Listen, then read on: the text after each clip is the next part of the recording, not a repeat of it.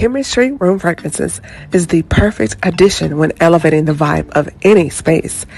Whether if it's your home, car, or office, and something needs a quick refresh, our room fragrances provide that beautiful burst of fragrance with just one quick mist.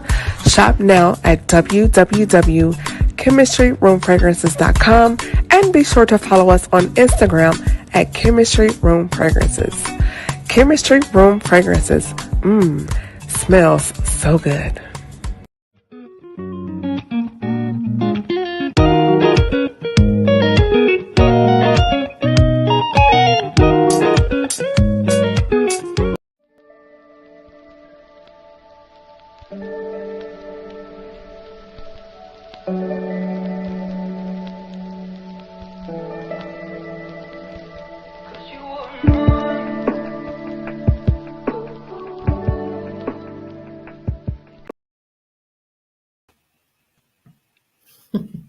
Hey everybody, what's going on? How are you doing? Doing good. Absolutely marvelous. I'm so excited to have you guys here.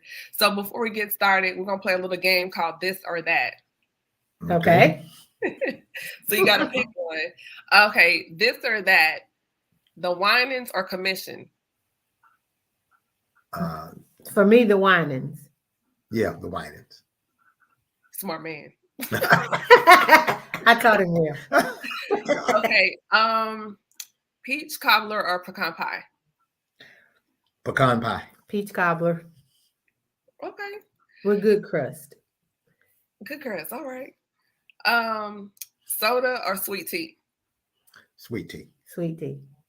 Okay, let's see. Sunday morning service or night service?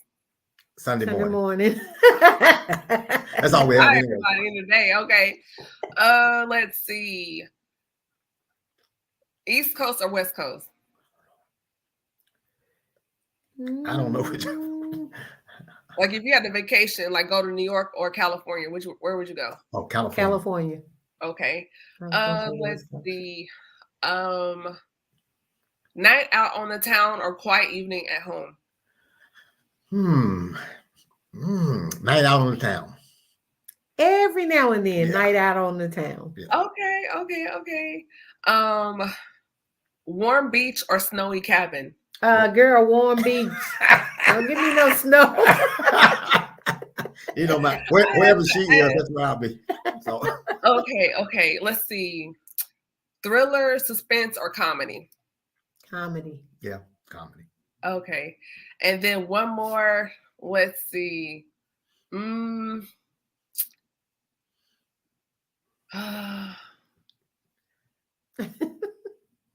gonna leave that one alone. Okay. I'm gonna leave that one alone. Okay, with that being said, what's up, everybody? It's your girl Camille Essick. I'm host of the Speaker Podcast, the podcast where innovators and creators connect. Tonight, I have Pastor Anthony and First Lady Deborah Walton. We're gonna have a great conversation. Before we hop into that, be sure to share this conversation, tag a friend. We're gonna have a really good time. If you haven't heard, my good Black Men apparel is out now. The launch sale is still going on until Valentine's Day. So go to my website and use the coupon code GBM20. That way you can save 20% at the checkout. In addition to Chemistry Room Fragrances, I now have a duo collection available where if you want to get the 1 scent 2 or pair them together as a duo, they're really cute. They smell really good. You're absolutely going to love it. Ebook number 4 is out right now. I left the military from boots to stilettos. That ebook is now available as well on my website. And my sorors here in Charlotte, North Carolina, we are doing another Battle of the Sexes event. It will be at the Kappa House. If you have not purchased your ticket, go right now to Eventbrite for the Beta Omicron Sigma chapter there at Eventbrite and purchase your ticket. Come on out. That will be on Thursday night. I think the event kicks off at 6:30. So I'll be there. It's going to be a lot of fun.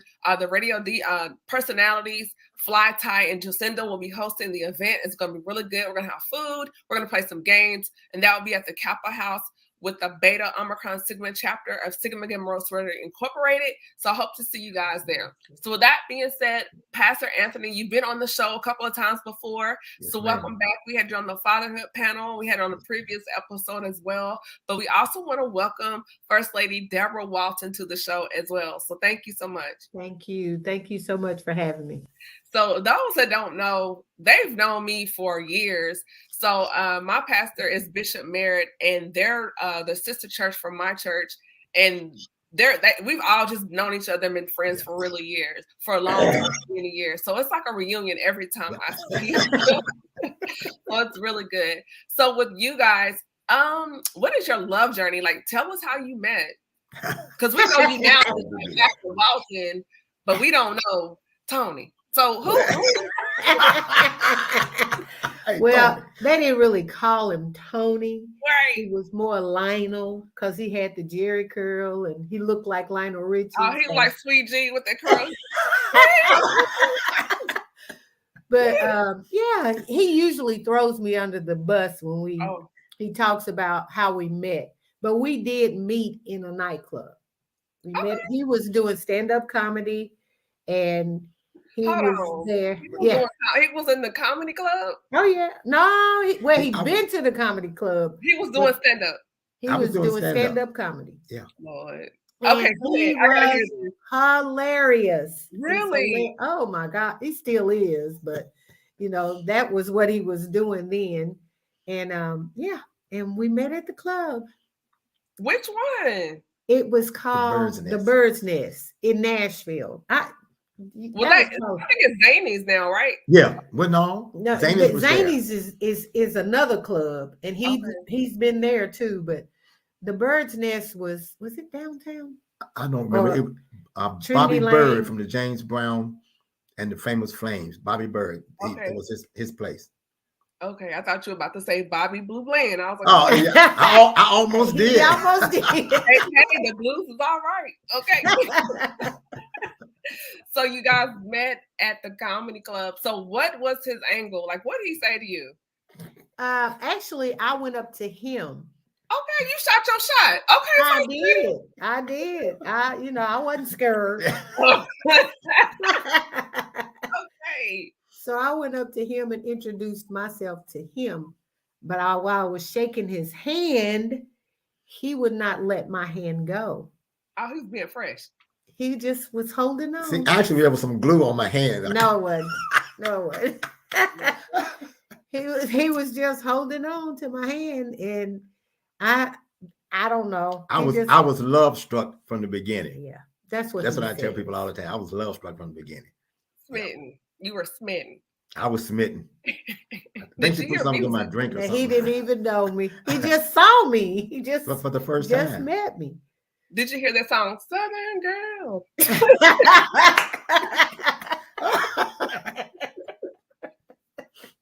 Oh man, but that's the way it was. Okay. So yeah, we also want to welcome. We have some guests in, so we want to thank everyone for tuning in. We're gonna have a lot of fun with this conversation. And since you opened the door, First Lady, let's talk about that.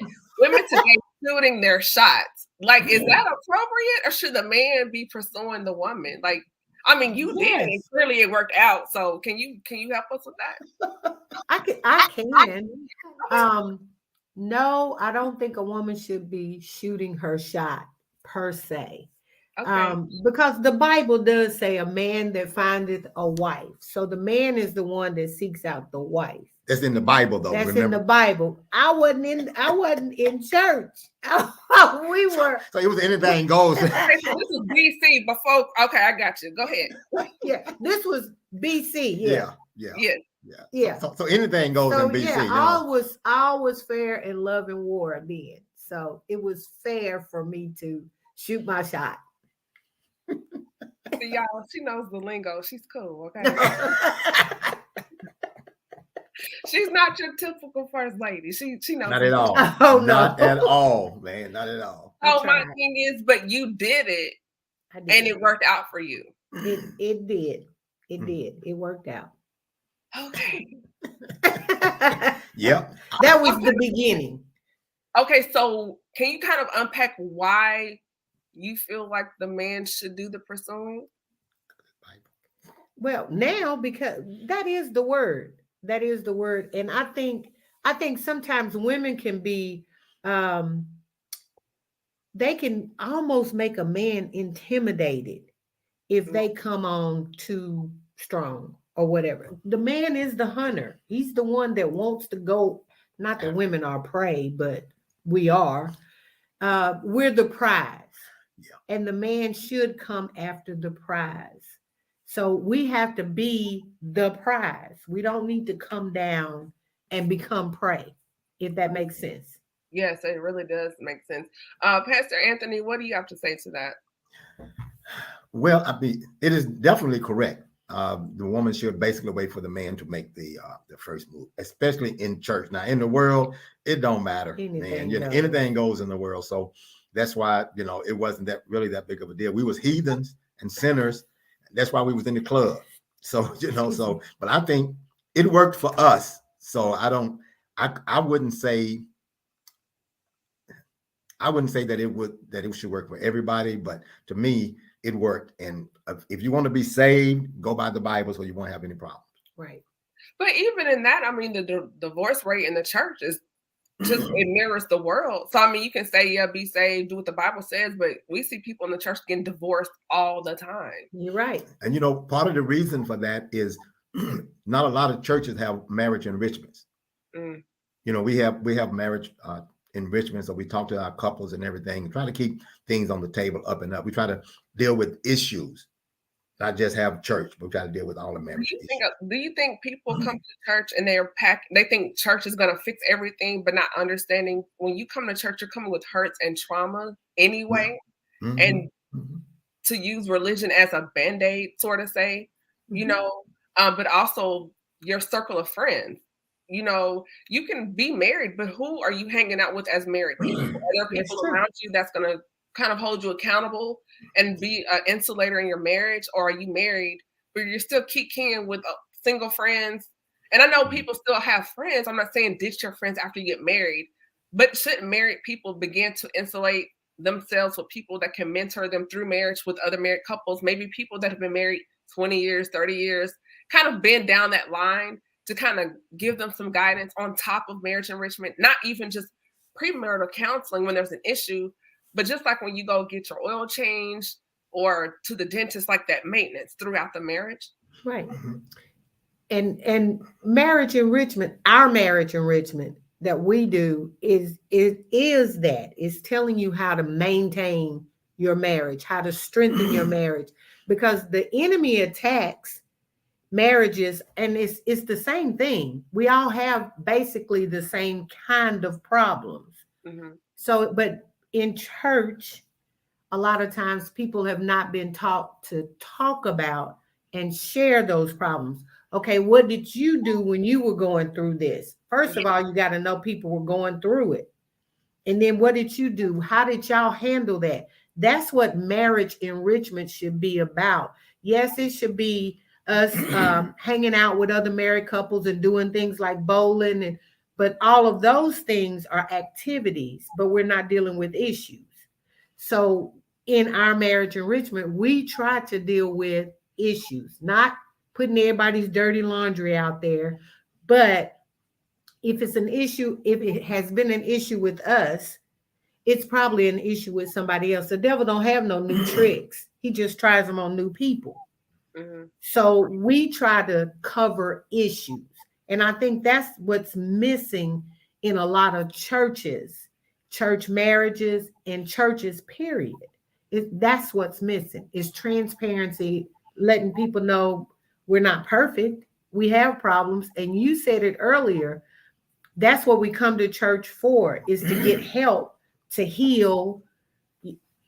It's not just to come to hear the choir sing or, see what First Lady got on, which, I don't know.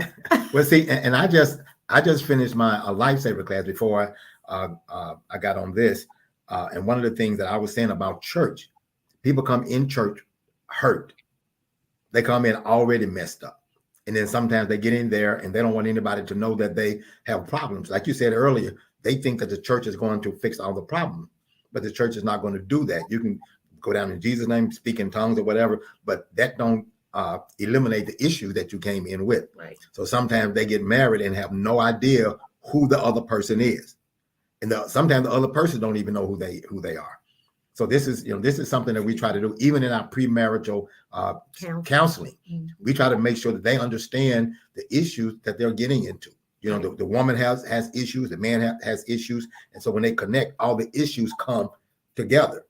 So now that once they get married, they got to deal with them. Like Lady Walton was saying, what we try to tell people is this: they can live together for 20 years. Mm-hmm. Once they say "I do," that's when the devil comes in and starts dealing with it. Right.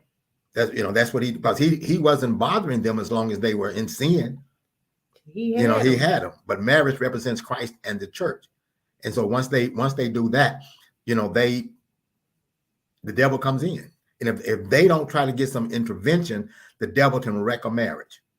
That's what he does, even in the church. He tears marriages up. That's why the divorce rate is so high, and the people in the world don't really respect the marriages in the church. So, and the reason why I wanted to bring you guys on, because you two have a very interesting perspective on marriage, because when you got married, as you said at the beginning of this conversation, you guys met in the club. Right. And so what happened? Because you went to, if people don't know, you went to prison after you guys got married, right? 2 years after, yes. Okay, so can you guys kind of take us there after you guys met, and then what happened at that point in your marriage? It's kind of strange. Okay, we got married, and 2 years after we got married, I went to prison based on a crime that I had committed before I met her. Right. So the thing kind of came back and bit me after we got married, and so I had to go to prison for an armed robbery charge that happened back in '79, I think, or something like that. And I was given 12 years, but I only did like about 3 and something. But I didn't really know how much time I was going to do. Because if you give somebody 12 years, all I thought was 12 years. So I didn't know what was going to happen to us. I didn't know what was going to happen to me or anything. So I was there. I got saved while I was in prison. And I'm talking about baptized in Jesus' name, filled with the Holy Ghost, speaking in tongues in my prison cell. And she got baptized at Bishop Mary's church. And let me back up. Bishop Mary is the one that married us, and we didn't even know him, and he didn't even know us. He knew my sister, but so we was heathens. We couldn't get married in nobody's church, so we got married in some building downtown. So so he married us, and we didn't even know him. But anyway, when I went to prison, I felt like everything was going to be lost. Everything was going to be gone. But I got saved, and I put my confidence in God, realizing that he was going to do whatever is best for me. So that was the only thing that kind of kept my head. Okay. So First Lady, at this point when this happens, are you like, dude, really? I didn't sign up for this? Because now you're experiencing a shift in your marriage. Like, this is one of those shifts that things happen in your marriage. So how did you, after he's gone, like, where were you and how did you process this shift in your marriage?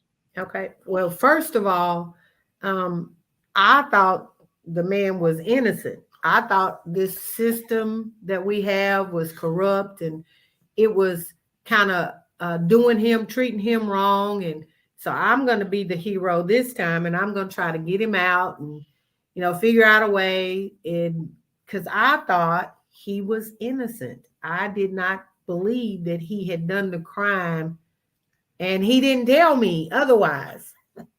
He was saying he was innocent. So it really was a bigger shift than most people probably realize. He told he told you he was innocent, but he was really guilty. Correct. Yeah. Correct. So okay. So then you're coming into the marriage with secrets. Yep. Yeah. Yeah. Yes. And I pled not guilty all the way through. All the way through, not guilty. It was it, and then so for me, it's like, here I am in love with this guy that I know, because I didn't know the other person. That was before my time. But I'm in love with this guy that I know, the funny, have a great time with guy. I'm thinking he's innocent. So I go through everything. I mean, the putting up the money and getting an attorney, talking to anybody who would listen to me, to see, saying they're railroading him. He don't belong in prison. So what can I do to get him out? That's where everything was for me. he's in there. I need to get him out. Not knowing that he was guilty. So when I found out he was guilty, because he did. I know you had to been heated though. Like, really? You know? Honestly, and you'll understand, I was at a service, and I don't remember where the church was, but it was a service that I was in, and for whatever reason, I was just boohoo crying, and I could not turn it off. I didn't know why. I didn't know, it wasn't like I was thinking about anything, but it was like I was crying and crying and couldn't turn it off. Well, then the next time I went and visited him, that's when he told me that he did the crime.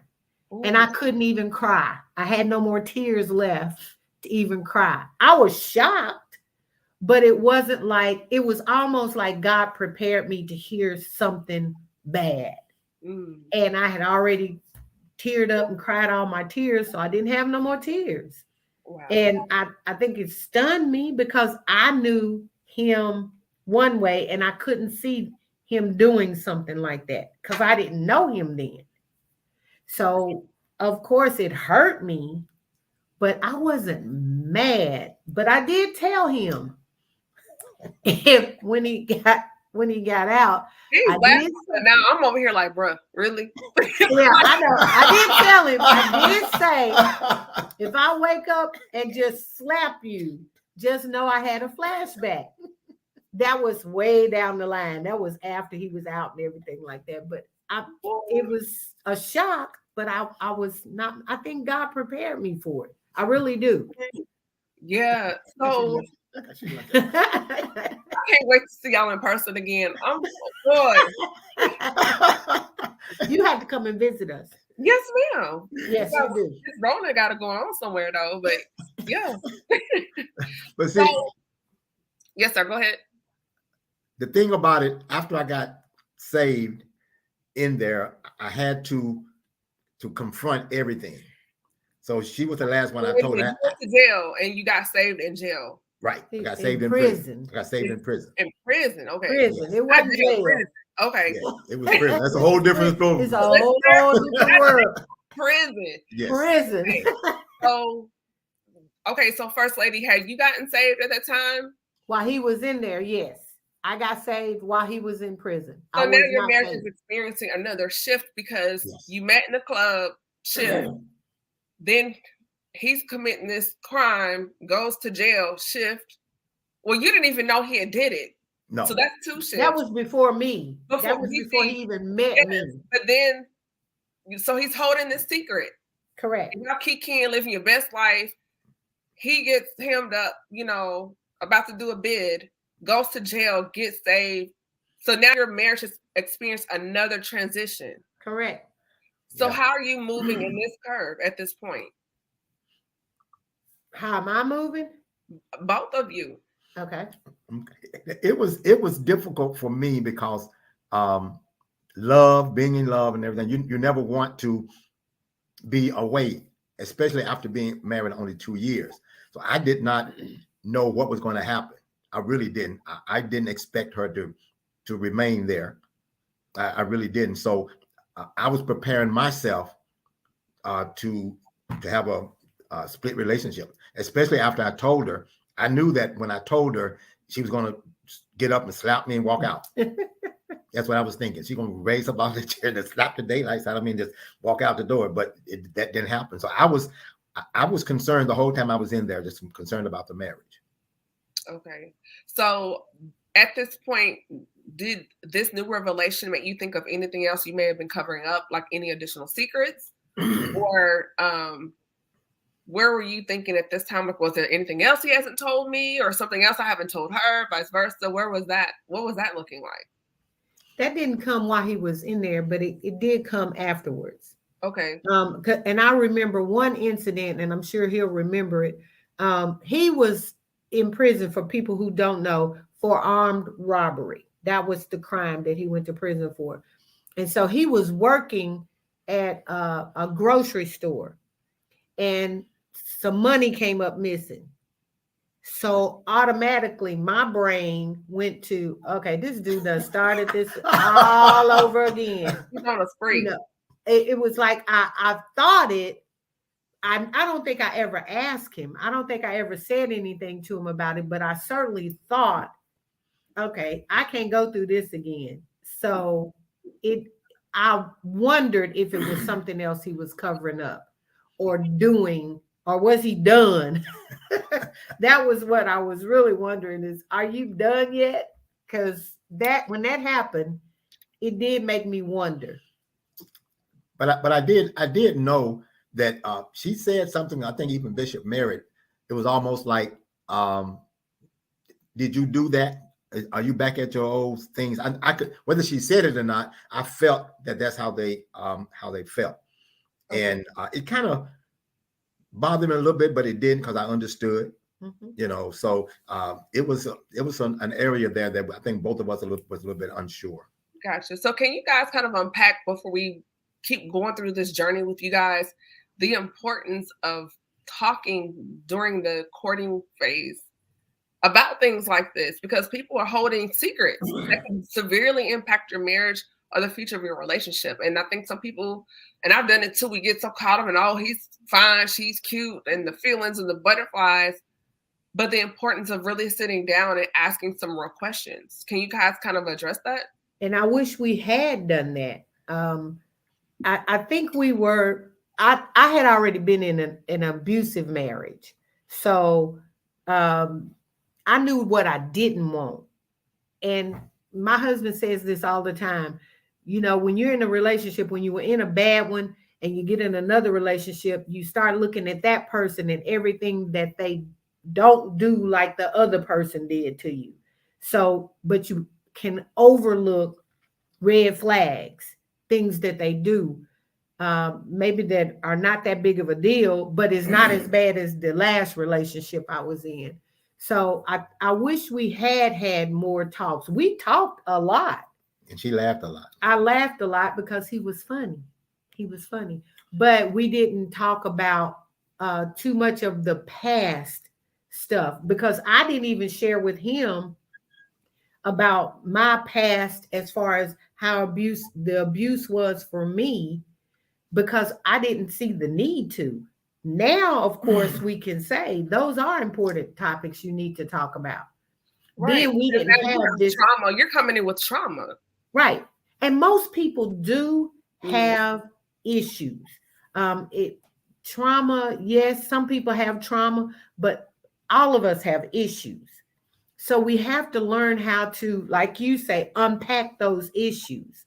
We have to learn how, but we're so afraid that we're going to run somebody off, or we're going to lose this good person by telling them stuff that happened in the past that we rather not.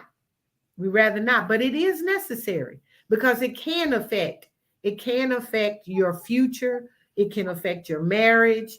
It can really affect it if you let it. See, and we didn't have any premarital counseling at all. We didn't have anything like that. We were heathens. You know, we was heathens, so I guess it didn't really matter. but before we married somebody, swerve on. Okay.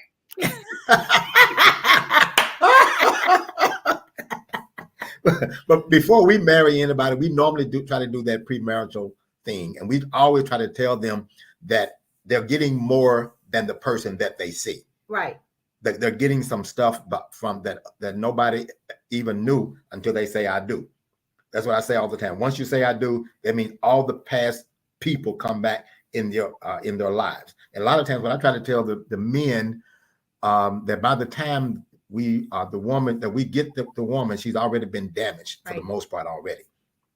You know, she's had some issues, she's had some abuse, some molestation, some rapes and everything, and they've already been damaged. But we don't see that. We just think, oh, we see that she's fine and blah blah blah blah. We don't see the damage that they come with, because they don't tell you. Right. And even when they know it, they don't necessarily think that it has affected them. Yeah. So okay, now you're in jail, and you're in prison. You mean you in prison? You are in prison, okay? You're in prison. You're on lockdown. You in prison. Yeah, he's on lockdown. Yes, you're in prison, and you're going through what you're going through on the inside. But then, First Lady, well, at this time, you just Deb. You're going through transitioning. Now he's not here. So do you guys have a child at this time? Where are you at, First Lady, going through? Because I know you're probably like, I didn't sign up for this. And a lot of people, when they get into marriages and things, life starts to life on them. My friend says, life be life. And when life starts to life on you, how are you moving and maneuvering, navigating this space? Not that it was easy, because it was not. And people don't want to believe that because when you have an incarcerated spouse, you too, a part of you is also locked up. I'm out free. I'm not really behind bars, but a lot of what I did or could do as a married woman, I can't now, because a part of me is locked up. And you still have to be very careful with what you do, what you say. And I don't want to say a social butterfly, but I'm a people person. So a lot of that, I was even told, okay, you need to tone down some of that, because people are going to take it wrong because my husband's not here. And I get it. I get all of that, but I knew what I was going to do. I knew how far I was going to go and what I was going to do. But still, I think the Bible says something like, don't let your good be evil spoken of. Yeah. Trust me, I heard that a lot. But I had a daughter. I had a Jamie. You know Jamie. Yeah, I had Jamie, and he has a son, little Anthony. So we already had children, So we still had to live. We still had to go about life, and with or without him, I still had to watch over my kids, do what I needed to do to take care of them and myself and him, because he couldn't do nothing, So I still had to live. What I chose to do was, because we both got saved, I basically threw myself into the church. Every time and I got talked about this too, but every time the church doors open, I don't care if it was choir rehearsal, whatever was going on, I was there. I made up things like a newspaper, church newspaper, or doing something just so I could be at church, because I felt like I came out of the world. I knew what I was capable of going back to. So you had to keep yourself busy. What's that saying? Correct. That is the devil's workshop. So you had to stay busy. Correct. So it became like a safe haven for you. Yes, it did. And it was a lifesaver. Yes, because you had long hair and, she was all that, man. I'm telling you. Period. So you knew. I got you. I totally understand that. So in this space, Pastor Walton, while she's keeping herself occupied, where are you at within yourself and your marriage in prison? Not jail, prison. Right. Still with a mind of uncertainty. Still with that, because we had only been married for 2 years when I went in. So to me, that wasn't long enough for it to be solid. So I was basically expecting things to end at any day. And it wasn't easy, especially, you in love, your heart is there, and here you are separated from that. And I did a whole lot of nighttime tear shedding. I mean, a whole lot, just tears just rolling down, because, that's a part of your heart. You miss that. Right. Not only do you miss that, you locked down, you locked up. You've been told when to eat, told when to use the phone, told when to go, all these things. You are treated basically like a dog. I have to say that, but then my heart is still there. What am I going to do with this pain? Because somebody is missing. It's like almost like a part of you is missing, and you can't function properly with that part that's missing. So it wasn't easy for me. I know both of us had our things that we dealt with, but it wasn't easy for me at all. And she came to visit me. That was my lifeline. Right. When she would come and visit me, it's like I could breathe a little bit better, and just seeing her, it helped. But then I don't know if it was. Sometimes I wondered is it worth it? Because when she leaves, she tears me. When she leaves, when she left from seeing me, I would be like, oh man, part of me just walked out the door. So it was difficult. It was difficult in every way. Even when I talked to her on the telephone, it was just difficult because I can talk to her, but I can't see her. Even when we came to visit, we couldn't embrace really. We had to kind of set apart. So it wasn't easy at all. Okay. So now let's fast forward. Now you're out. Now you're having to adjust being around each other again, reconnecting. Was it awkward? What was the conversation like? Like, where were you two in that space? Because now you're shifting again as far as connecting. The kids have grown, they're bigger. You've missed some birthdays and things. And so now you're trying to kind of find each other again. So what was that like? Well, I mean, it wasn't easy because, I went in one way, and then I come out another way. And it wasn't easy at all because I had to make some strong adjustment. She had thrown herself in the church. Okay. I come out looking for some time together. Right. Okay. I'm out now, let's go on and pick up and just move on, but then it wasn't that easy. The adjustment was I had to kind of get familiar with her church activities. And that wasn't easy because, she had been doing that to keep herself alive. And I'm thinking, okay, she can stop doing that now. I'm here. But it wasn't that easy for her to just cut it off like that. Right. And it had a real serious impact on me. Really? How so? Yeah. Because I was expecting her to just be glad I was home. It's like, okay, he's here now. Let's eat, drink, and be merry. It's like, but I didn't. So I expected her to back up off of that a little bit and just give me some time. Right. No, but she's not. She's kind of created a life for herself now, and she's kind of, I guess, finding a discovering herself in another way because you've been gone, right? And now you're just like, and she's like, no. So I'm pretty sure there were some interesting conversations. So how do you guys navigate those passionate conversations when she's saying, no, I'm doing this, and you're like, no, I'm here, and experiencing that friction? It wasn't easy at all. I remember somebody even said to me, you're going to have to back up from church because he is out now and devote more time to him. And it wasn't that I wasn't trying to do that. Actually, I did, but a lot of times it wasn't seen as that because I didn't cut off everything. But there were things that I was cutting off, but it wasn't noticed.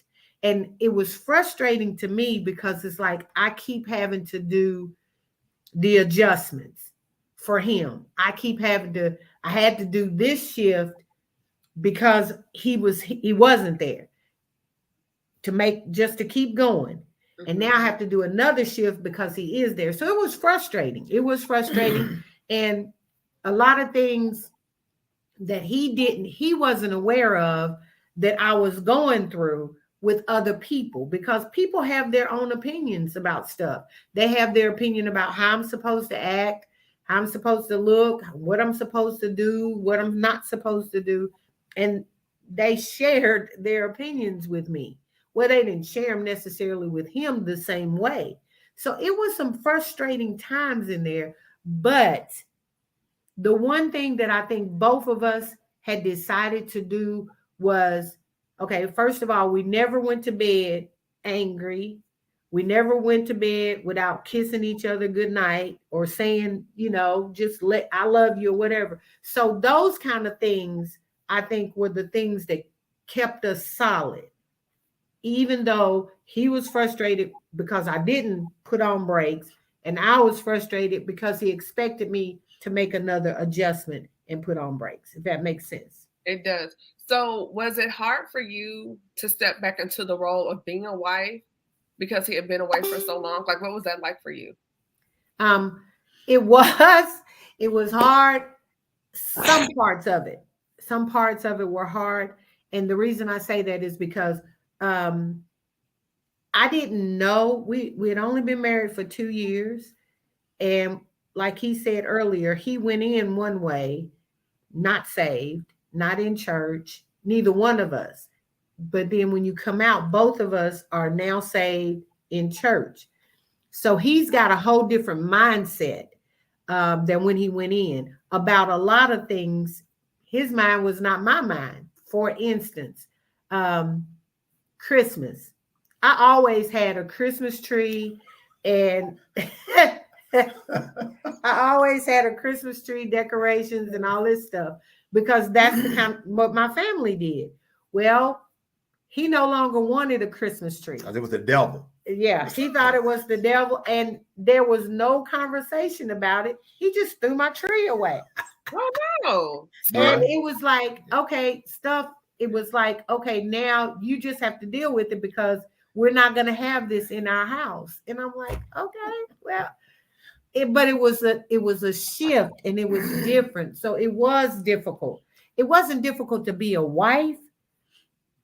I think it was the what made it look like it was difficult to be a wife is because I couldn't just put on brakes with the life that I had gotten used to, the life that saved me, if that makes sense. Mm-hmm. The being at the church, doing in the church, going with the church, all of that was my saving grace. Because if it hadn't been for the church, I would have been back out in the world. I would have gone back out in the world because of some of the people in the church.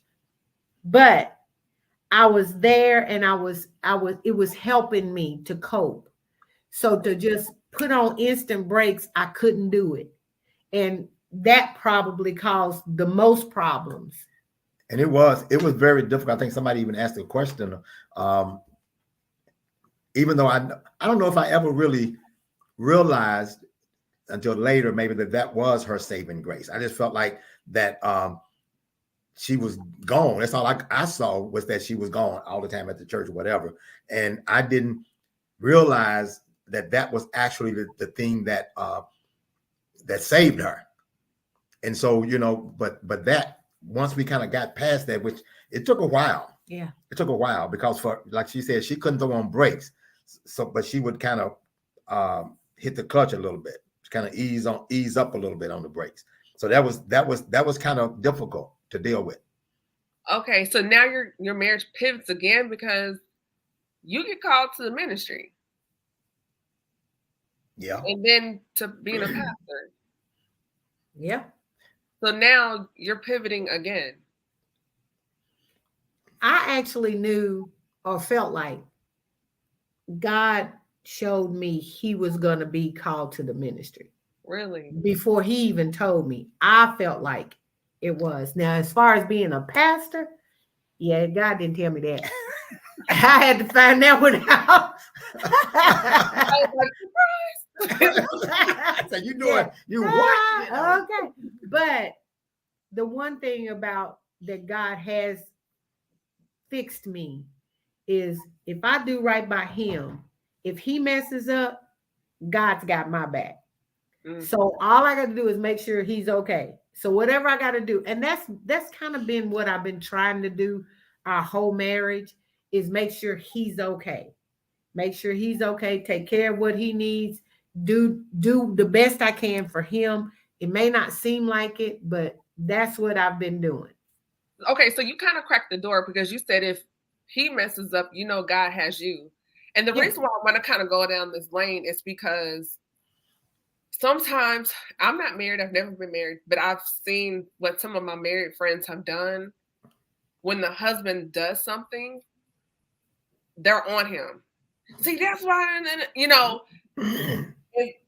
and so can you kind of, First Lady, kind of unpack where you don't have to necessarily get on him or clap back, as they say? Yeah. Can you kind of address that a little bit more? I can, as far as for me, I'm still learning it. Okay. Because there have been times, and I've said this to some of the married sisters, there have been times when I will say stuff like, what you need to do is, and I have had to work on that. And I may still say it, but I come back and I say, but that's my opinion, for what it's worth, that's my opinion. But you do you. because I know there's a difference in the way we think. So I can't always clap back on him because he may not think the same way I think or react, and because he's a man, I'm a woman. We got two totally different brain sets, and we're not going to be the same. We're not going to think the same. And I think that's the beauty of a marriage. He compliments me and I compliment him. So when I say God, if he messes up, I'm just talking about if he does something. If I don't like it, I'm just not a quiet person. I'm gonna tell him. I didn't like what you did. I didn't like what you said, because we've grown to that point. Right. We're at that point. I will say it. He may not, because that's how he is. But I'm going to say it because I'm not going to allow stuff to fester and grow in me and then come back and say stuff later. And then you got to remember what you did. No, you going to know what you did that I didn't like it when you did it. Right. Start pulling receipts. And remember last Tuesday? No, don't do that. Don't do that. Don't do that. Because that's unfair to me. He has done that before. And that's unfair to me because I don't remember what I had for dinner 2 days ago. So how am I going to remember what I did or said 3 years ago? You know, that you've held on to or that bothered you. No, I'm going to tell you now if it bothers me, and then I'm okay. You know, I'm not going to hold it. That's a good thing that God has blessed me to just be able to say and let it go. But see, with me, I'm always concerned about how it's going to come out and what's going to happen once it come out, and so just hold on to it. But then eventually it comes out. It comes out. Right, because you already played your trump card. You went to prison. and ironically, I don't throw that trump card up at it. So you don't weaponize. Okay, let's talk about that. Not weaponizing. No. Not weaponizing. Oh, no. I don't use that against him. I don't to have my way or to prove a point or whatever. I try. Now I may have brought it up as a reminder of something we may be talking about, and he may say something, but it's not like, well. No, wait a minute, Jailbird. Wait a minute, Jailbird. Yeah, hold on. Right. You wasn't saying that when you was at the Great Bar Motel, was it? No, I didn't think so. Like, you're not doing that. But I don't use it as a weapon. Right. Because that's not fair. That's not fair to him. Right. I mean, he did his time. We got if I was gonna bring it up, I might as well have left. Mm-hmm. If I couldn't handle it, I should have left.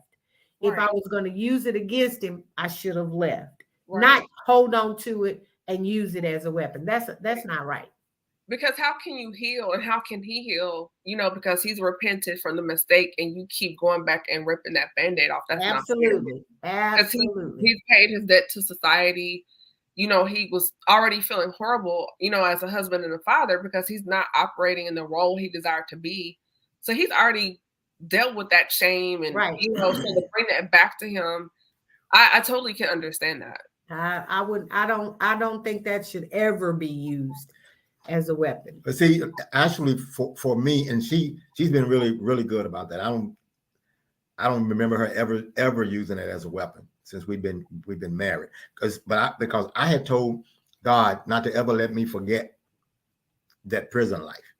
Mm-hmm. Okay. And he hasn't. I bring it up almost every time, Bible class, whatever. I bring it up often. Right. Then there are sometimes that I get a smell of something. Sometimes something go across my mind that it takes me right back. Right back. I mean, I'm talking about right back. It's just my whole mindset that goes right back in there. So I'm talking about being out for 34 years now. Right. You know, so, but I told God not to never let me forget. And he's done that. He's done that. So, First Lady, because women, we have a nurturing, a healing aspect about us. So now that he's home, can you kind of unpack the importance and power of a woman as a wife in the home? when it comes to setting the tone, the speech, and how it can really shift even when situations are hard? Oh yeah. I may not be the right person to say tone. I try. See, I'm still in the learning stages. My family, first of all, we're all loud. We're just loud people. We talk loud, we laugh loud, we're loud. So I try not to bring loud in. We don't argue. Even when we disagree, we don't, it's not yang, yang, yang, yang. We don't do that. He will walk away first before he argues. So, but to me, if we've gone through everything we've gone through, even when we have disagreements or whatever it is, if we can't sit down and talk about them right then, okay, we may need space. We may need that, because we've had times when we've spoken too soon and it came out the wrong way. Your tone, not just what you say, but how you say it, makes a huge difference in a conversation. I have said some things that came out wrong and had to come back and explain what I meant, because he didn't get it the way I meant it. So we have to be careful as women. Yeah, we are nurturers, and a lot of times women, and I say this to our sisters, we, depending on if you still have the time of the month and all of those things, we are emotional beings. So we react emotionally. Sometimes we just plain crazy. I mean, we can be up one minute and down the next, and the next minute we back up. So we have to know ourselves. We have to know ourselves, know our tone, know our intentions. Am I intending to say something to try to hurt him because he said something that hurt me? We have to know all of those things and figure out a way to have a decent conversation where we can move forward and not stay stuck in an area. We've been stuck a few times. We have. So a lot of what we do in our marriage enrichment is we try to help couples understand tone and intentions. It has a lot to do with your conversation in what you're trying to get over, the point you're trying to make. So how did you get unstuck? How do I what? How did you get unstuck? Because you said there were times you guys felt stuck. So how did you get unstuck? Because this generation, there's a lot of people just going to prison.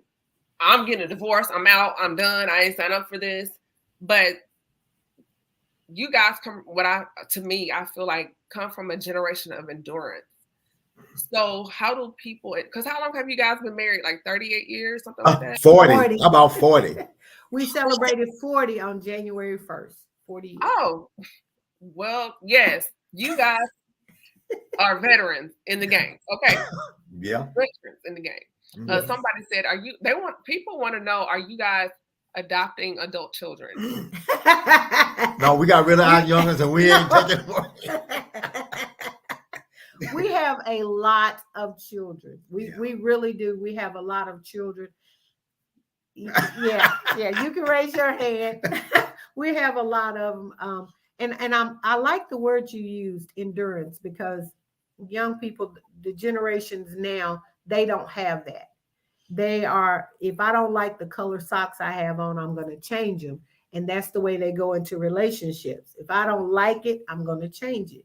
Well, start with you first. It's a word that's being left out, and it's commitment. You have to be committed to the relationship. I am committed to this man. I am committed to him, and I know he's committed to me. That's why it was easy for him to sit in my hospital bed when I had my kidney removed, just being there. Commitment. I was committed to him while he was in prison. Even though we just been married for 2 years, I was committed. So I wasn't going anywhere. We have to be committed to the relationship. And nowadays, that's one of those words that they're not committed to jobs, they're not committed to relationships, they're not committed to commitment. You have to be committed. Yeah, I think this is a generation, they want everything now. What I call the microwave society. Yep. Yep. Everything is given to them. There's a sense of entitlement. And when it's living my best life mentality, and when things kind of get a little hairy, change. I'm out. Yeah. Chop the deuces, I'm out. It's like to hear that you guys have been married for 40 years, going through all of this and still here, and then now you guys at your church now have a marriage enrichment.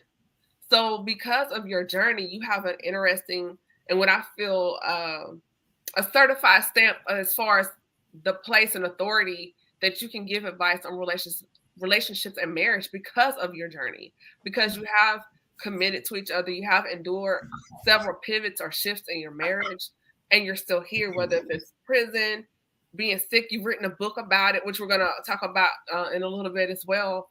But you guys have kind of stood the test of time. Yeah, and we have. Yeah, through all the difficulties and everything. I mean, it's been a ride, but it's been a very worth it. And I tell people, even though I say 40 years that comes out of my mouth, it doesn't seem like it's been that long. Mm. You know, when I say it, it's like, wow, 40 years. But it really doesn't seem like it's been that long at all. Because, you know, we're still kind of learning each other. We're still enjoying ourselves, still having a good time, especially since our kids are gone. They're not gone. They still here. So now that you're been in prison, survived it, called to ministry, pastor, kids, Alex and AJ and Jamie and, you know, grandkids and church people, their issues. So how do you guys still find your personal identity and individualism and be connected with all these other moving parts? You know, one of the things that I try to tell I'm ministers and can't really get it through the pastors. Your family is your first ministry. Mm. That's your first ministry. And if I can't be the right kind of husband for her, I don't need to be a pastor. Mm. That's not people that put their ministry, and I'm a PK, and you see, you give everything to the church, and then you have a lot of bitter, angry, mean, resentful first ladies, and they're mean to everybody because they're feeling, you know, can you kind of go into that more? Well, see, when the church becomes the other woman, I think that's how they describe it. The church is the other woman. And I made my mind up because I saw so much of that, what you just said. I had made my mind up that I was never going to make my wife feel like she's the second woman or whatever. Mm-hmm. I made my mind up that wasn't going to happen. And so that's what we've been doing. I've been making sure that, you know, she's on our church board. You know, she does a lot of work in the church. I keep her informed with everything. So she's a part of the church. And that helps us because a lot of things that we do it together because it's in the church. And I don't know too many pastors that have their wives on the church board. You know, they might be in the kitchen somewhere doing stuff, but not on the board. So I've learned from other pastors on what not to do. Yeah, so you have to understand that your wife and your family comes first. Yes, ma'am. Okay. And I think too, the pastors need to understand the wife. Listen to her. You know, sometimes they think it's just you just being a jealous wife, but no, there are sometimes when I'm saying some stuff that I see that you may not see. Like I said earlier, we complement each other.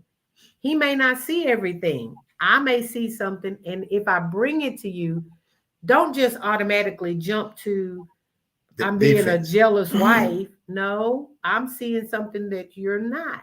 That woman's intuition is real. Yeah. And I think in it was Abraham, what is it? Where he said, hearken to thy wife. To the wife. To the voice of your wife. Yeah. Listen to her. Listen to her. And a lot of times, sis, it's like it's a growing process, especially towards a pastor, you know. And talk.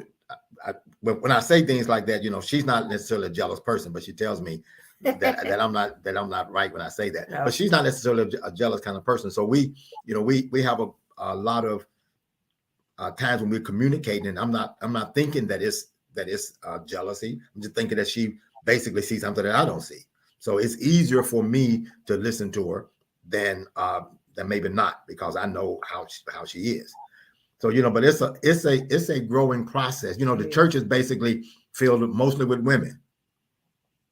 So that can be a dangerous thing if a man is not committed, right. And the commitment has to start with God. If a person is not committed to God, they are subject to do anything. Yeah, Bishop, I made you a pie. Yeah. Yeah. Can you come over my house and get it? Cake on out of here with that box cake and go sit down for it. No, you just say, I'll take it. Thank you. Right in the trash. I didn't say that. We got some sisters who can make some good cakes and pies there, so I'll eat them. I'll eat them. You're a good one, because I probably just filed 13. I know. Y'all pray my strength. Bless her, Jesus. Okay, so then we go to the importance of marrying and understanding purpose, because when you get married, what's it saying? If you want to make God laugh, tell him your plans. So when you guys met in the club, you guys had another agenda, but God's like, no, you know what? This is what we're going to do. And so now you're with two people that both have a purpose and assignment on their life, not just as husband and wife, but in the ministry. Or it could be entrepreneurship. So people have to learn how to adjust.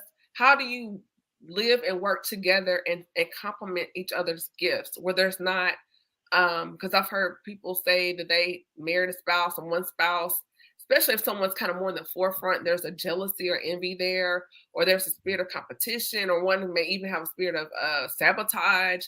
So can you kind of unpack the importance of marrying people that complement you, your gift, and your purpose and your assignment? Well, that's not something that you know at the beginning. Okay. You don't know that. You don't know, because at the beginning of the relationship, everybody's putting up a front. You know what I'm saying? Because you don't really know the real person until after you've married for a few years. So nobody really know whether they're going to compliment you or not. You just kind of looking at the beginning, newlywed kind of thing. Gaga goo goo. So you don't really know that much about the person. So you can't really. You have to learn to compliment each other by communicating. Okay. See, that's one of the things that's left out a lot of times. People don't communicate. And communication is more than just talking, waiting on you to finish so I can say something. Communication is like what she said earlier. When things come out of her mouth, by the time it gets in my ear, it's not what she said. Nope. So we have to learn to communicate. Ask a question. Did you really mean that? No, that's not what I meant. So that's what communication is. And a lot of times you have to learn to communicate in order to find your common ground. Or to find out clarity. So you're wanting clarity and communication. Exactly. Okay. But you have to communicate to do that. Because a lot of times she says some things and I do something totally different. She said, I didn't say that. I guess you did. It's like, no, I didn't say that. What did you say? And now you have to communicate and find out what the person said, so you can respond based on what they said and not what you think they said. Okay. So it's a process. It really is. It really is. You don't really know until you grow into it. Gotcha. A lot of times that's what happens. You grow into that. Good. So, okay, now you guys have a marriage enrichment ministry there at Christ Temple in Paducah, Kentucky. Can you kind of give us a little background as far as what you guys do, or what that entails? What does that look like? Are you guys filling out worksheets, eating chicken? Like, what is going on? I love me some chicken, do what? Oh Lord. We have done the eating part, because that's what saved folks do. They eat. But what we try to do is deal with issues. Sometimes we have questionnaires. We do different things. Sometimes we do ask questions. We allow them to ask us questions, just like what you're doing. They may have an issue going on. We don't have people, if they bring up an issue, they can bring it up anonymously so that nobody knows whose issue it is.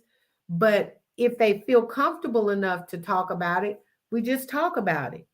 And so we don't have a actual form that people have to fill out in our marriage enrichment, but we do all of the above. We eat, we have question and answer. We do what is it, icebreakers. We do different things, but the main thing we try to do is deal with issues, marital issues, and people have them. Most of the time, everybody has the same kind of issues. Right.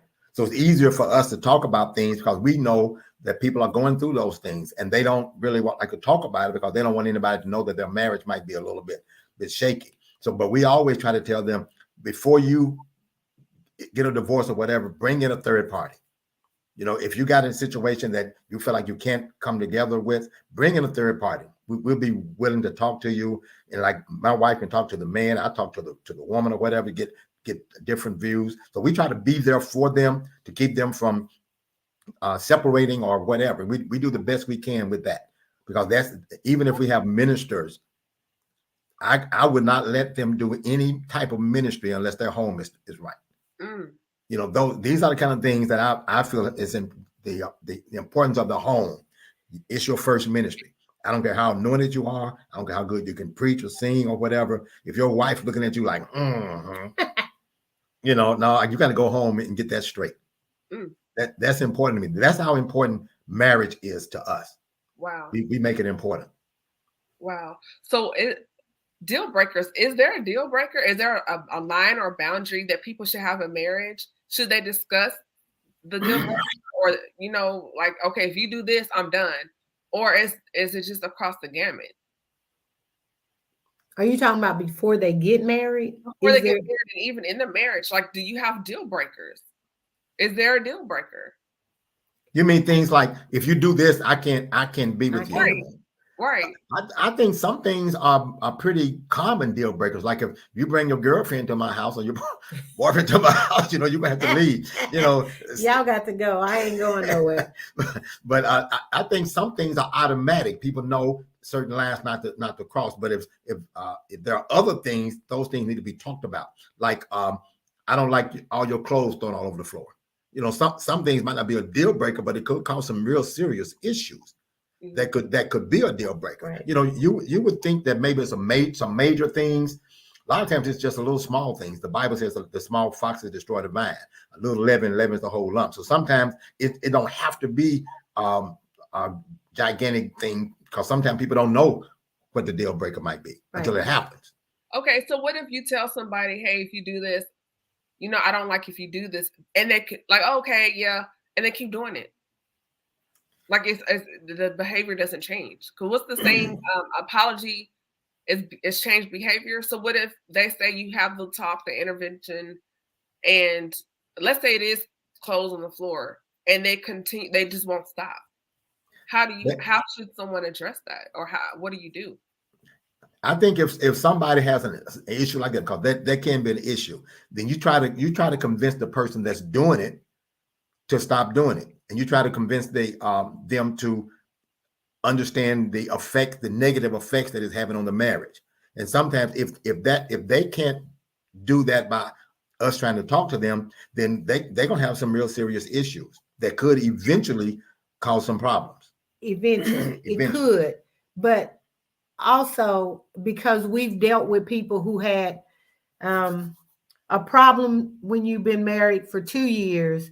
When you've been married for 5 years is no longer a problem. I mean, even if it continues to happen, or if it happens again, it's not that big of a deal to me, because you mature. Some things that bother you in the beginning may not bother you after a year or 2 or 3. So communication is still got to be in there, and I don't think it's always this is my brain, just a wash, because that's what this generation is doing. If they don't change, if they don't stop, if they can't pick their clothes up, then I'm done. That means they don't love me. They don't care about what I say. And it could be, but it could be something else going on too. So are you willing to kind of walk through it for a little while and see what happens? Because if it no longer bothers you, is it really a problem? Do you think some people use it as an excuse to leave? Like you come into the situation anyway, like, let me see. But the first offense, the first time you color outside the lines, chalking up the deuce, I'm out. If they're using it for an excuse to leave, it don't have to be that. It could be anything. They'll find if they're wanting to get out, they'll find a way to get out. They'll just blame it on something else. Right. That's yeah. But they are wanting to get out of it anyway. It's almost like even if they'll do everything right, they're gonna either get out of there or be having an affair. And then plus back to this thing too. I'm using the clothes on the floor thing. Sometimes how you were raised has a lot to do with when you go into a marriage. You understand what I'm saying? Like if I left all my clothes on the floor, mama came and picked them up all the time or whatever, then I'm going to expect her to pick up my clothes off the floor too. So she's seeing it as an issue. I'm seeing it like that's what you're supposed to do. So that goes back to what we said before, as far as having those conversations about expectations. Yeah. And that's part of when we do premarital counseling. Expectations is one of the topics we talk about. We have the man and the woman, the ones who are getting married. Okay, we need you to write down your expectations, because he expected me to cook all the time. I expected to be at the table and eat when he eats. Who's gonna cook? But and I know we're making a joke out of it, but expectations should be talked about. Because if I expect him to cut the grass and he has allergies, then my expectation needs to change. We're going to have to pay somebody to cut the grass. Or would you just expect him to take a Benadryl? Or he can take Benadryls make you sleepy. So they got a non-drowsy formula. Oh, okay. Well, yeah, we might have to do that. But it's necessary. And then you're still not going to get all of them. Because you're going to learn some as you go. So now that's what you just said, and what you just mentioned. Expectation is a big issue. Okay, that's like she said. What do you expect in the marriage, other than sex? What else are you expecting? Right. Little things like that people don't talk about. Right. What are you expecting? So when they put it out there, and the person would know whether they're going to do it or not before they get married. Oh, no, I can't do that. No. So I do have one more question before we get to your book, before we start to wrap up. How do people that are married deal with a spouse that's unsupportive of what they're doing? Leave him. No, I'm just playing. I'm out of here. That is difficult, because if a person is not supporting you. Now, let me throw this in there too. Sometimes you got to put some blessed oil in their shoe on their side of the bed and in their clothes. I'm telling you, this is real talk. Sometimes you really got to pray, and for real kind of pray. And I've heard this so much. Put some blessed oil on their side of the bed, in their shoes or whatever. But something like that, supporting, that's a big one, because I can't do this thing if you're not supporting me. It's going to be difficult. But still, on another side, because I'm always on the flip side, what am I supporting something that's a God thing or just a you thing? And when I say that, and I'm not talking necessarily about entrepreneurship or whatever, but it's like pastor and wife. Okay. If he's supposed to be a pastor, but I think he's not doing a great job, or I don't really think he's called, am I supposed to support that and just watch a church die and die myself spiritually? Or what? I've always asked that question. I will be supportive to a point, but you better make sure it's a God call. It's a God call. And God will let me know if it's a God thing, because I don't want to support something that's not got God's stamp of approval on it, because it's probably not going to work anyway. So I think support has to be God. Yeah.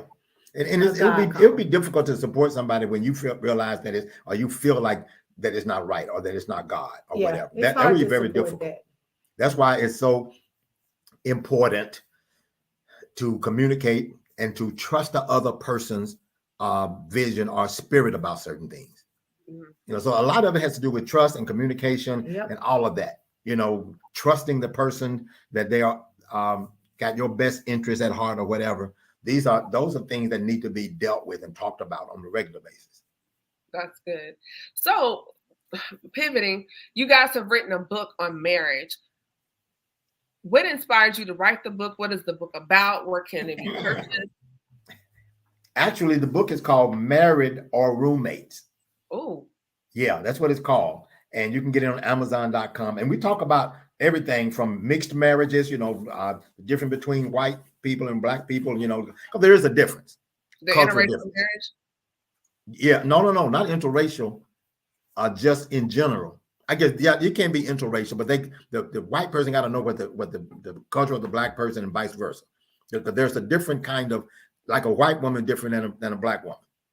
A white man is different than a black man. So there's a difference in culture, and they come into the marriage with different ideas about certain things. Okay. And so we try to make sure that people understand that if you got a black woman, she's gonna be different than a white woman. Right. Black woman ain't gonna take a whole lot of stuff. White woman, they'll take some stuff. Well, why are you doing that?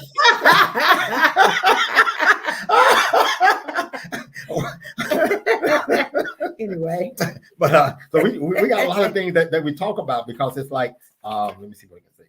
Being married, husbands and wives, we give them their responsibility, the blessings of good communication, dealing with the cup on the table. Don't take it personal.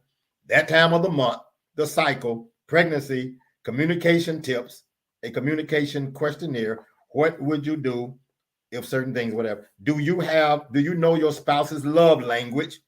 Are you still muddy? Dealing with thoughts of ex-lovers, steps, exes, and others. Ooh. Black marriages, are they really that different? Body count, your spouse is competing with a memory. Say that again. Okay. Let's say you have a high body count. You get married. Now your spouse is competing with a memory. She lost me. You know what I'm saying? Yeah. High body count. Yeah. You've been with a lot of people. Oh, okay. Mileage. You got some mileage on you. Okay. Right. You've been with a lot of people, and so as they call it now, it's called community. Okay. Yeah. So you say your spouse is dealing with let's say somebody's been very promiscuous. They've been out there doing some wild things, and they get married, and now your spouse, your partner, they don't know that they're competing with a memory. Yeah, that makes sense, and I guess that's a good way to put it, because that is what they feel like they're competing against. You mean competing against their memory? The memory, their sexual memory. Yeah.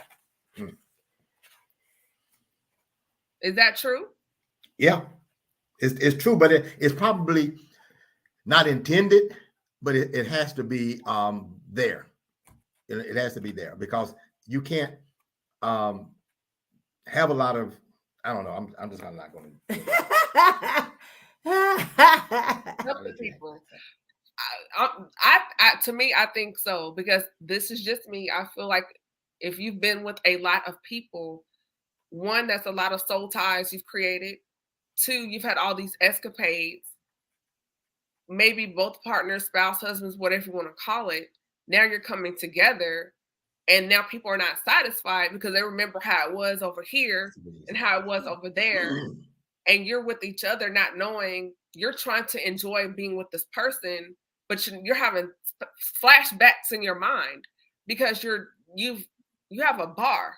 And if you feel like they're not meeting this bar, the standard that you have, now you're not unfulfilled. Okay, so open the door for somebody to want to wander, or Yeah. But I don't think that, again, if you're communicating, if you are expectations, if you're talking about expectations, if you're being real, now nobody can compete with what's in your mind, what your memory. I can't compete with what his memory is. He can't compete with mine. But if we've given expectations, if we're going to be honest and transparent about some stuff, both people are coming from a past, but that's why it's called a past, because that's where it needs to stay. If we keep dragging our past into our present, what we're going to end up doing is losing time in our present for something we can't even change. And that to me is a waste. That's a waste of precious time. And there's no, if you stuck in this memory of what it was like, if that's where you are stuck, then you need to go back there. Because nobody can fight that. Nobody can compete with that. So I don't think it has a place. People do it. Don't get me wrong. I'm sure they do. But when a commitment, expectations, and then of course, when you start realizing we are to become one. We can't keep separate lives. I can't keep my memories. He can't keep his memories, and we become one. So if we're going to become one, we both have to let go of memories, those things that we thought we were attached to or whatever. If we're here now, leave that back there. It's gone. I mean, and even if it's gone, there's sometimes when what you're saying is that even though it's gone, do the person think about what they left behind? That's what you're asking, right? I guess my thing is people compare the comparison. Correct. And the person they're with, they're not aware of it. And so this person is experiencing some, they're not fulfilled or satisfied in certain areas of their lives because their mind is going back to, where it was. Yes. How it was or used to be. Right. But if they stay back there, they're not going to ever enjoy where they are. Right. And I think that's where they stay. Right. And that opens the door for temptations and other things because you're entertaining other things. Correct. And so maybe them putting the clothes on the floor, they're mad about that, but they're not mad about the clothes on the floor. They're really mad about this over here. So now it starts manifesting, and dissatisfaction is the chicken is good, but you didn't use enough Larry's. It becomes other things. So now you're right. That you're not satisfied with stuff when it's really internal because your mind is still over here. Could be. And it could very well be. And I think he said that earlier. This could be just a symptom of something deeper. It could be. But that's why we need communication. Not talking at each other, but to each other and understanding. And I'm going to say this part right here, and we can move on to something else. I think a lot of times, if there's communication and the person that was back there basically got hurt, even though they might have been enjoying whatever it is, but their heart was damaged. Sometimes they have to remind themselves the reason that they're not there. Even though they might have memories, they need to also remember the hurt. That's what's going to keep their mind from going all over the place, having memories. They also need to remember that they were hurt, that they were misused or whatever, because there's more to it than just a pleasure. Right. Some pain came with that. Or they still would be there. Very true. That's really good. So we're going to wrap up. Before we leave, what are some nuggets or jewels you would like to leave? Because I do want to bring you guys back. You guys are a lot of fun talking to. And for those watching and listening, if there are questions that you would like to ask them, they're going to give the social media for them in a minute. But before you wrap up, are there like nuggets or jewels you would like to give the listeners and viewers until the next time? For me, first thing I want to do, I read some of the comments that were coming up, and I want to thank people for listening and understanding. Don't be afraid to be real. It's only one you. You are unique. You're fearfully and wonderfully made. So let people know the real you. And I have to learn how to taper down sometimes, because sometimes I can come across as harsh, because I do speak my mind quite well. But don't be afraid to be you. When you're in a marriage, you want a person to love you for you, right, for not who they may think you are, but for the real you. To me, that's priceless, because then I don't have to remember how I acted yesterday and then try to be that person today. I'm going to be me. I'm going to be me, and he knows me and he loves me for me. So just be real. Be real. Yes, I love it. What about you, Pastor Walton? Well, it all boils down to communication. That's what we normally try to stress in our marriage enrichment. Communication. We try to explain what actual real communication is, so they will understand when they leave us. They would understand how to communicate. It's not just talking; it's communicating. So that's the biggest thing that I would try to tell anybody. Yeah. Learn to communicate. I love it. And what is the name of your book again, and where can it be purchased? It's called Married or Roommates, and you can go to Amazon.com and get it. Married or Roommates. Okay. By Anthony and Deborah Walton. Love it. And where's your social media handle? What are your handles for Facebook and Instagram? The church is Christ Temple Paducah, and mine is basically Anthony Walton, and hers is Deborah. Is yours Anthony E. Walton? Yeah, Anthony E. Yeah, Anthony E. Walton. E. Put that E in there. Yeah, gotta put that in, because there's a whole lot of Anthony Waltons that ain't me. Put some respect on his name. Yes. Yeah. So hers is Deborah Walton, and mine is Anthony E. Walton, and the church is Christ Temple Paducah. I love it. I love it. Well, first of all, everyone, I want to thank you guys just for joining me. I had a great time here chatting with you guys. And I also want to thank the listeners and viewers for chiming in. For those that had comments and questions, thank you so much. I really appreciate it. The merchandise is still available. The launch sale is still going on. Be sure to use the coupon code GBM20. The sale ends Valentine's Day. We're going to continue the Heart and Soul Conversations next Tuesday at 7:30 Eastern Standard Time, 6:30 Central Time. So to make it easier for you, if you live where I live, it's 7:30. If you're in Nashville, Kentucky, Tennessee, it's 6:30. Made it simple for you. Go ahead and we'll see you there next week. We're going to have Reverend and Reese Ponder. They're going to come and talk to us about their relationship, their love journey, and being in the military. I met Reese while we were serving together in the Navy, and she's become like a sister to me. And so her and her husband, they're going to come on and sit down and talk to me next week.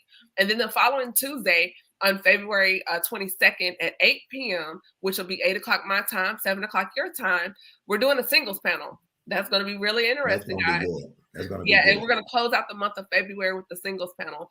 So tap in, share, let someone know. If you missed the replay, go back and rewatch it. You can catch it here on Facebook, and be sure to subscribe to my YouTube channel. Y'all, these braces be wearing me out. YouTube channel. Subscribe and hit the notification button, and go to the website, thespeakerpodcast.com. That way you can stay in the loop on what's going on. And again, I hope you guys got something from this. Be blessed. Good night. Thank you. Bye. Thank you. Bye-bye. And you guys hang tight.